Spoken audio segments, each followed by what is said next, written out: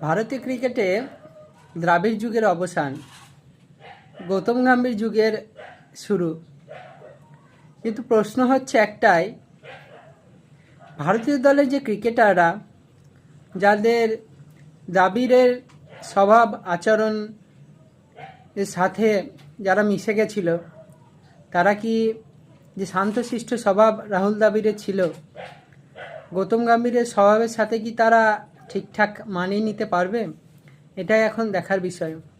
কারণ রাহুল দ্রাবিড়কে যদি বলেন, সে তো একদম সেই, যদি বলেন বরফের টুকরো, তাহলে ভুল হবে না। অন্যদিকে গৌতম গম্ভীর, সে তো একদম জ্বালামুখী। তাই দুজনের স্বভাব কিন্তু একদম বিপরীতধর্মী। এখন এটাই দেখার, ভারতীয় দলের সমস্ত ক্রিকেটার, জুনিয়র কিংবা সিনিয়র, গৌতম গম্ভীরের সাথে তারা কিভাবে মানিয়ে নেয়।